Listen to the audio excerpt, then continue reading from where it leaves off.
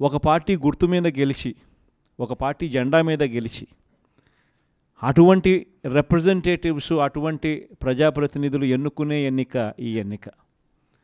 అలాంటి ఎన్నికల్లో మెజారిటీ లేకపోయినా కూడా పోటీ పెట్టాలని, పోటీ పెట్టి అధికార బలంతో, పోలీసుల బలంతో మనం కొనుగోలు చేయాలని, కేసులు పెట్టించి హెరాస్మెంట్ చేయాలని, దుర్వినియోగం చేయాలని, అధికారం దుర్వినియోగం చేయాలని చెప్పి ఏకంగా ముఖ్యమంత్రి స్థాయిలో ఉన్న వ్యక్తులే ఏకంగా ఆలోచనలు చేస్తే ఇంకా ఈ రాష్ట్రంలో ధర్మం ఏమిటి, న్యాయం ఏమిటి?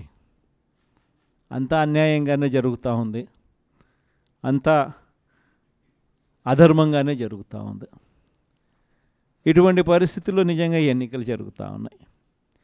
ఒకవైపున చూస్తే ఇదే కాదు, ఒక 2 నెలలుగా జరుగుతూ ఉన్న పరిస్థితులు చూస్తే, 2 నెలలుగా జరుగుతూ ఉన్న పాలనను చూస్తే మనకి ఇవే కనిపిస్తాయి, ఇంకా దారుణంగా కనిపిస్తాయి. ఎన్నికలప్పుడు వీళ్ళు చెప్పిన మాటలు ఏమిటి? సూపర్ 6 అన్నారు, సూపర్ 7 అన్నారు.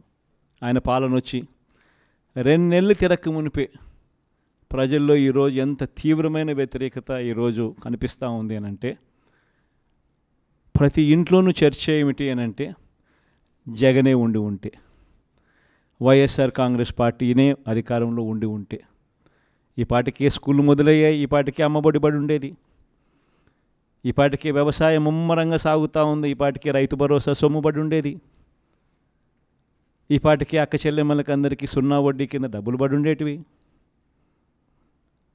ఈ పాటికే పిల్లలకు విద్యా దీవెన కింద, వసతి దీవెన కింద వాళ్ళకు సంబంధించిన పూర్తి ఫీజులు వాళ్ళ తల్లుల ఖాతాల్లోకి పడి ఉండేటివి, ఈ పాటికే మత్స్యకార భరోసా కూడా పడి ఉండేది, ఇంకా కాస్త ముందుకు పోతే ఈ పాటికి వాహన మిత్ర కూడా పడి ఉండేది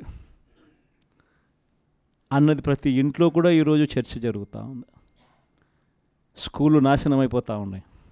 ఇంగ్లీష్ మీడియం అనేది అసలు పూర్తిగా గవర్నమెంట్ బడులలో ఉంటుందో లేదో కూడా తెలియని పరిస్థితులేకి స్కూళ్ళు నాశనం అయిపోతూ ఉన్న పరిస్థితులు. హాస్పిటల్, గవర్నమెంట్ హాస్పిటల్ అనేటివి పూర్తిగా నిర్వీర్యం అయిపోయే పరిస్థితులు. వ్యవసాయంలో మళ్ళీ రైతులు ఈరోజు పెద్ద పెద్ద లైన్లలో కనిపిస్తూ ఉన్నారు, పెద్ద పెద్ద క్యూలల్లో ఈరోజు ఓన్లీ రైతులు కనిపిస్తూ ఉన్నారు.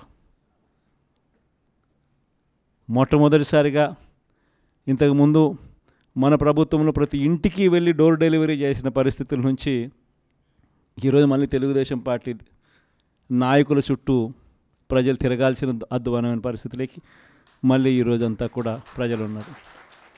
ఈ 5 ఏళ్ళు కొంచెం బాధలు ఉంటాయి. నేను హరాస్మెంట్ ఉన్నప్పుడల్లా నేను ఒకటే చెప్తా, హరాస్మెంట్ ఎదురయ్యే ప్రతి కార్యకర్తకు నేను ఒకటే చెప్తా, హరాస్మెంట్ అంటే ఏ స్థాయిలో ఉంటుందనంటే 16 నెలలు నేను జైలుకే పోయా, ఆ స్థాయిలో హరాస్మెంట్ కూడా చూసిన నేను.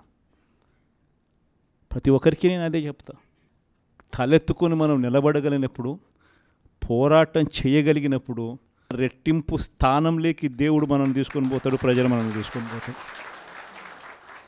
ఇది ఖచ్చితంగా ప్రతి ఒక్కరూ కూడా గుర్తుపెట్టుకోవాలి. ఈ విషయం ఎందుకు ఇంతగా చెప్తా ఉన్నాను అని అంటే, కేవలం చంద్రబాబు నాయుడు అనే వ్యక్తి తాను అధికారంలో ఉన్నాడు అన్న ధనబలంతో, అధికారంలో తాను ఉన్నాడు అన్న తనకున్న ఈ అధికార బలంతో ఈరోజు నిజంగా తాను చేస్తూ ఉన్న ప్రతి పని కూడా ఒక ముఖ్యమంత్రిగా చేయాల్సిన పనులు కాదు. నిజంగా నాయకుడు అంటే ఇంత అధ్వానమైన నాయకుడు ఉంటాడా అని చెప్పి అనిపించే స్థాయిలో ఆయన పనులు చేస్తూ ఉన్నాడు.